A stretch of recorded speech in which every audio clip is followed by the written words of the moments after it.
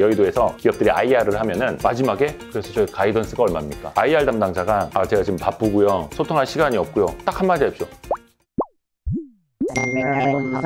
난리 났네. 이 회사가 거의 올해 들어서 거의 최고의 스타 주식 아니었습니까? 근데 최근에 주가 왜 이렇게 됐지? 이 회사가 그거죠. 실리콘 웨이퍼 만드는 회사. 실리콘 웨이퍼 2장 만드는 회사. 얼마입니까? 여기에서 올해 3월에 9,400원대였던 주가가 6월에 54,000원까지 갔었어요. 어마어마하죠. 5배 이상.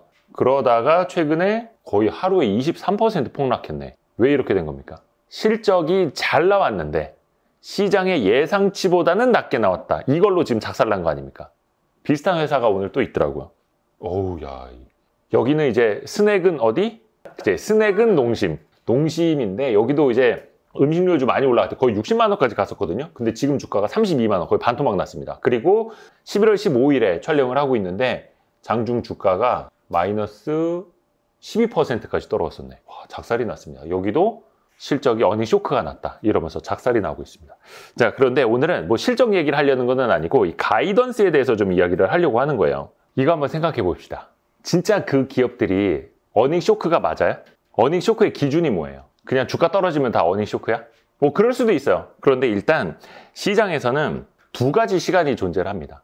왜 우리가 그냥 거버넌스 우리나라가 정말 잘못되어 있다 지적을 할 때 두 개의 주가가 있다고 말씀을 드렸었잖아요. 프리미엄을 받을 수 있는 대주주 주가 따로 있고 프리미엄을 전혀 못 받는 저평가되어 있는 투자자의 주가가 따로 있다라고 말씀드린 것처럼 똑같지는 않습니다만 사실 이 눈높이도 그렇고 투자의 시계열도 그렇고 투자자의 눈높이와 기업의 눈높이 시각이 너무 많이 달라요. 아마 투자해보신 분들이나 경영해보신 분들이라면 너무나 잘 알 거예요.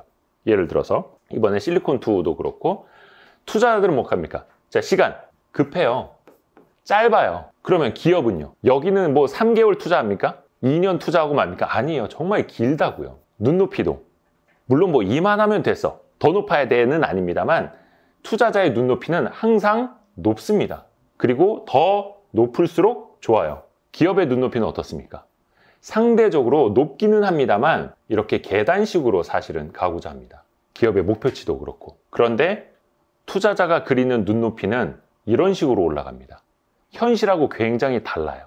그래서 일단은 입장에 따라서 너무나 다를 수밖에 없다는 걸 깔고 가야 된다는 거예요.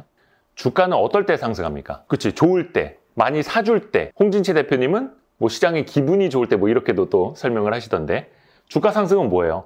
실적이 잘 나오면 상승할 것 같아요? 아니요. 실적이 잘 나온 건 이미 과거의 일이에요. 주가는 기본적으로 6개월에서 1년, 뭐 한 3년? 어떨 때는 이제 미쳤을 때 뭐 5년까지도 뭐 선행한다고는 하는데 먼저 앞서가는 거잖아요. 그럼 거기엔 당연히 뭐가 있다? 기대치라는 게 있는 거예요. 예상, 예측, 기대치. 그래서 예전에 우리 콘텐츠 한 책 중에 이거 있었어요. 기대 투자. 이게 새로 리비전 돼가지고 예측 투자로 나왔죠. 이거 옛날 책은 이제 정채진 프로님이 번역하시기도 했었고 이 책을 보면은 투자자의 보유 기간과 시장이 보는 투자 기간은 다르다. 투자자들은 장기적인 성과에 대해 단기적으로 베팅을 한다. 이런 이야기 있고요. 예측 투자 프로세스 중에서 제1단계 주가에 반영된 기대치를 추정하기예요. 지금 현재 주가가 얼마까지 반영하고 있는가를 먼저 알아야 된다는 얘기.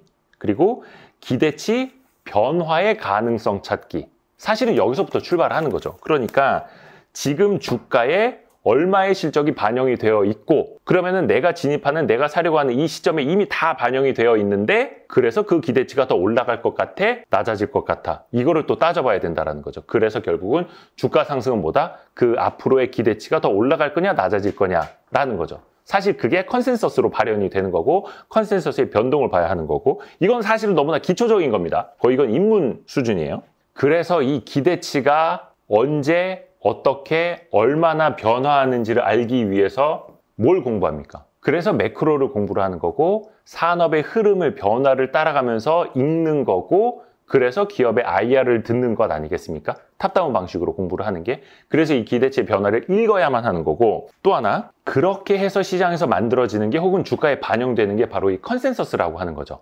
컨센서스가 뭡니까? 그쵸, 다수의 의견인데 이게 역설적으로 시장에 반영이 되어 있는 다수의 의견. 어떻게 보면 이제 쉽게 말하면 애널리스트들이 추정한 실적의 평균치라고도 볼 수가 있을 텐데 이 컨센서스가 그래서 얼마나 반영이 되어 있느냐를 따져봐야 하는 거고 이 기대치가 어떻게 변화되는가를 봐야 되는데 이 컨센서스에 대해서도 오해가 되게 많아요. 일단 커버하는 애널리스트가 최소한 3인 이상이어야 됩니다. 그리고 그 리포트 발간 주기가 분기별로는 나와야 의미가 있는 겁니다. 예를 들어서 1년 전에 추정해 놓은 올해 실적 아니면은 뭐 예를 들어서 한 10개월 전에 마지막으로 리포트 나오고 더 이상 안 나오고 있어. 이게 의미가 있습니까? 아니면 애널리스트 한 명이서 추정을 하는데 그 한 명의 이 추정치가 컨센서스로서 의미가 있습니까? 그래서 3명 이상이 최소한 분기별로는 리포트를 써내야 컨센서스로서 의미가 있다는 겁니다. 그래서 실적 추정할 때도 컨센서스를 반영을 할 때도 한 3개월 이전에 나온 거나 6개월 이전에 나온 건 리포트를 아예 빼버리기도 하고 최근 1개월 이내에 발간된 리포트 중에서만 숫자를 뽑아서 최근 컨센서스를 뽑기도 합니다. 그 노력을 왜 합니까? 그 짓을 왜 합니까? 괜히 복잡하게. 이거 알려고 하는 거예요. 지금 얼마나 주가에 반영이 되어 있는가 그리고 또 이게 어떻게 변해가고 있는가. 그래서 컨센서스가 계속해서 이렇게 올라가고 있는 회사에 투자를 해야지 컨센서스가 이렇게 내려오고 있는 회사에 투자하면 되겠습니까? 될 수도 있어요. 여기서 이렇게 올라가고 있을 때 주가는 또 미친 듯이 오르니까. 그래서 일단 주식 투자 어려운 거긴 한데 잠깐만요. 제가 지금 뼈를 맞았습니다. 스트리트 컨센. 여기 있잖아. Y 스트리트. 우리가 만드는 건가? 예를 들어서 스트리트 컨센이라는 게 있습니다. 요즘에 어떤 애널리스트 리포트는 아예 리포트 한쪽 구석에다가 시장 컨센 vs 스트리트 컨센 이렇게 써놓기도 하더라고. 이게 참 웃을 수도 없고 컨센서스에 대해서는 이야기를 했으니까 컨센서스도 공식적인 컨센서스가 있고 비공식적인 컨센서스가 있습니다. 요즘에 이걸 이제 스트리트 컨센서스라고 이거 내가 알기로는 거의 올해 만들어진 신조어 아닙니까? 그러니까 여의도 컨센이 사실 여의도 제도권에서 만들어지니까 원래는 그게 공식적인 컨센서스여야 하는 거죠. 그런데 그게 아니라 전업사무실이라든지 미공개 정보를 이용한 사실상의 비공식, 어떻게 보면 가이던스인데 너만 알고 있어 식의 가이던스가 스트리트 컨센이라는 거예요. 근데 이게 참 웃기는 거죠.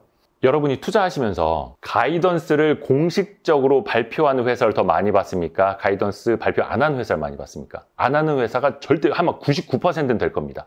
그런데 가이던스가 떠돌아요? 안 떠돌아요? 떠돌죠.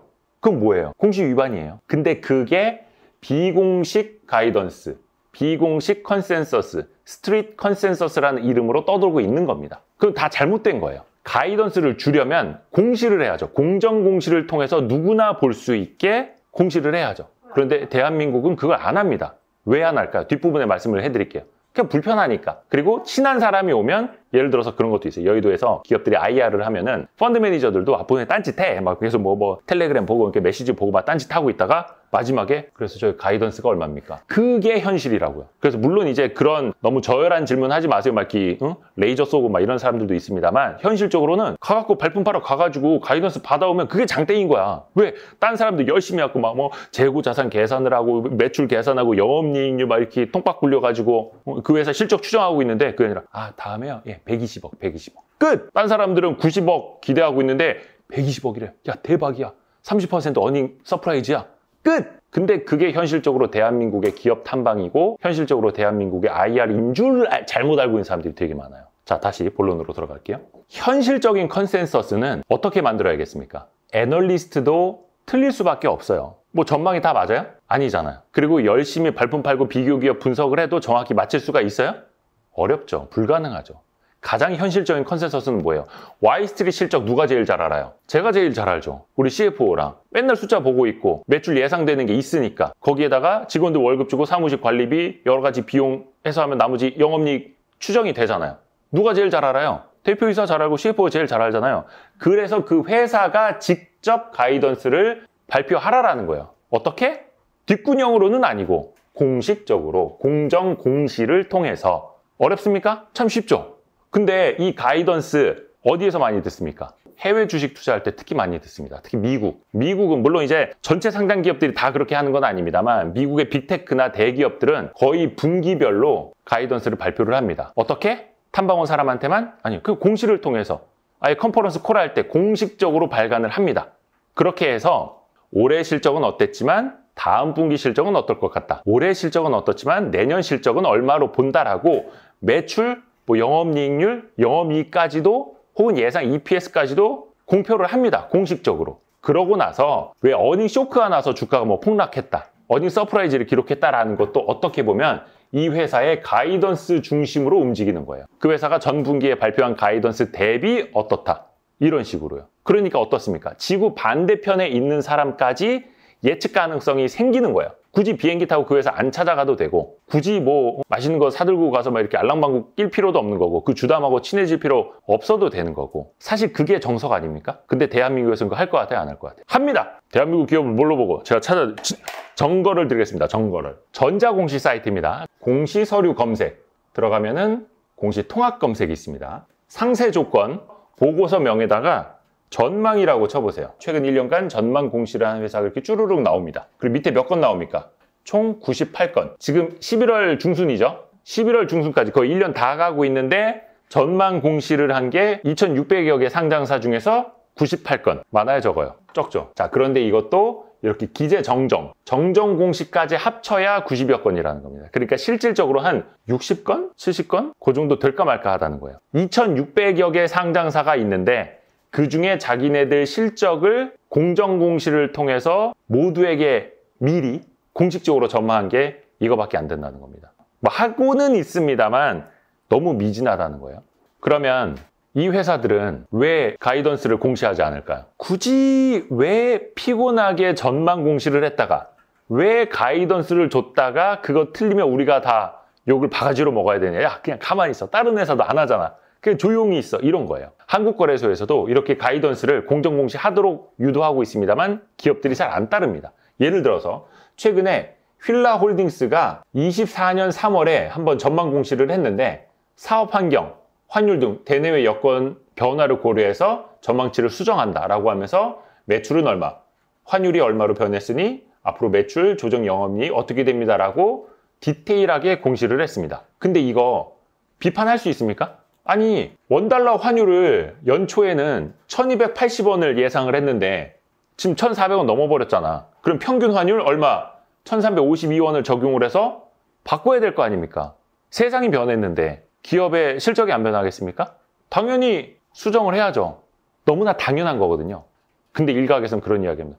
거 봐라, 저 새끼들 저거 맞히지도 못할 거, 틀리는 거 괜히 공시하고 헷갈리게 만들고. 그러면 이 지적이 합리적입니까? 아니죠. 예전에 존 메이너드 케인즈는 자신의 경제 전망이나 예측을 자주 바꿨다고 합니다. 그래서 비판을 많이 받았대요. 너 왜 자꾸 전망을 바꾸냐고. 그러니까 케인즈가 그랬다는 거예요. 환경이 달라지고 조건이 달라지면 저는 전망, 결과값을 변경을 합니다. 당신은 어떠십니까? 라고 되물어봤다는 거예요. 다 환경이 변하고 있는데 당신은 전망치 안 바꿀 거야?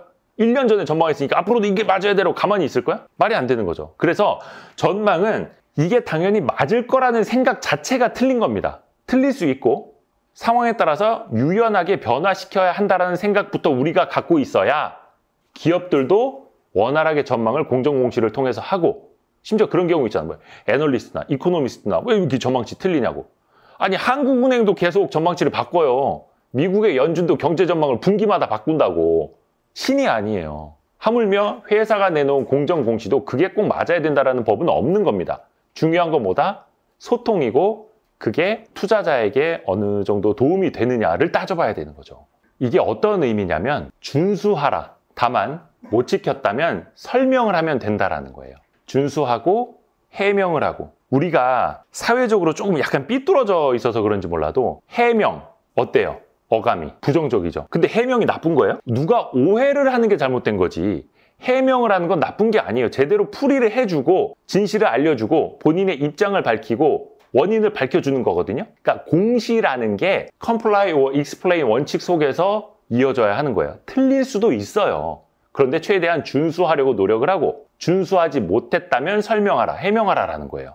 근데 이게 계속해서 반복이 돼야 되는 거예요. 지난 분기 예측이 환율이 이렇게 변해서 달라질 수밖에 없었습니다. 저희가 이렇게 노력을 해왔습니다만 예상치 못하게 고객사가 계약 해지를 하는 바람에 어쩔 수 없이 이번에는 기존에 드렸던 가이던스를 변경합니다 라고 소통을 하는 거라고요. 근데 그게 아니라 무조건 맞아야 돼. 너희 전망은 틀리면 안 돼. 틀리면 저 새끼들 나쁜 놈들 이래버리면 공시를 하겠습니까? 근데 그게 아니라 우리 투자자들도 선진적인 투자 문화를 가져가려면 이거를 이해를 해야 되는 겁니다. 오늘 점심 때 만난 분도 그런 말씀을 하시더라고요. 이렇게 공정공시 하라고 하고 이 회사의 기대 실적, 매출, 이익 같은 거 가이던스를 공시하라고 하면 분명히 이거를 악용하는 기업이 나온다. 맞아요. 그럴 수 있습니다. 진짜 한계에 내몰린 기업들, 코스닥 잡주 같은 기업들 있죠. 그런 애들은 갑자기 내년에 우리가 어떤 특허를 통해서, 신기술을 통해서, AI를 통해서 영업이익 한 3배 증가할 전망입니다. 대규모 우리가 계약을 공시를 준비하고 있습니다. 막 이렇게 뻥을 치면서 부풀리면서 가이던스를 쫙 올려가지고 주가를 일시적으로 띄울 수도 있어요. 과거에도 그런 세력들이 있었어. 자, 그러면 그런 악용하는 일부 기업 때문에 이 가이던스를 공정 공시하는 문화를 없애야겠습니까? 그거는 그냥 구더기 무서워서 장을 못 담근다라는 거랑 똑같은 거예요. 그런 기업이 2,600여 개 상장사 중에서 여러 개, 수십 개 나올 수가 있어요. 그거는 그거대로 나중에 처벌을 해야 하는 거고, 그렇다고 해서 이 문화를 안 가져갈 거냐? 저는 이 방향으로 가야 된다고 봅니다. 설사 구더기가 나올지언정 그건 구더기는 때려잡아야죠. 그래서 안타까운 게 예전에 제가 봤던 어떤 회사도 이런 가이던스 공정 공시를 열심히 했어요. 매출, 실적에 대한 전망 공시를. 근데 몇 번 틀리고 항의 전화 받고 그러다 보니까 야, 이거 우리 하지 말자. 피곤하다. 그만하자. 라고 중단한 회사가 있어요. 되게 안타까운 거죠. 그러면 가장 큰 피해를 보는 건 뭐예요? 그 회사에 투자 정보가 필요한 사람들이에요. 투자자들이라고요. 그래서 일단은 맞든 틀리든 우리가 이해를 해줘야 된다. 그리고 이거는 장기간 이어져야 한다라는 겁니다. 그냥 한두 분기 1, 2년 해보고 마는 게 아니라 맞든 틀리든 뚝심 있게 가야 하는 거고, 그러다 보면 나중에 진정성 있는 회사랑 양치기 소년 같은 회사가 구분이 될 거라는 거예요. 이게 한두 분기 1, 2년으로는 몰라요. 근데 그게 수년간 쌓여서 또 수십 년간 데이터가 된다면 아, 저 회사는 믿을 수 있어. 저 회사가 열심히 노력했지만 여러 환경 변화 때문에 가이던스를 못 지킬 수는 있지 라고 하는 겁니다. 매번 뻥만 치는 회사는 분명히 또 시장에서 나중에 거르게 될 테고요. 그럼 그 다음부터는 이 회사가 공시를 해도 시장이 믿지 않으니 그 회사는 시장에서도 자본을 조달하는데 더 어려움이 생길 수밖에 없는 거고, 그 경영진에 대한 신뢰도, 대주주에 대한 신뢰도 깎일 수밖에 없는 거. 누가 판단을 한다? 시장이. 이렇게 될 거라는 거죠. IR이 무슨 뜻입니까? 뭐의 약자입니까? 그렇죠.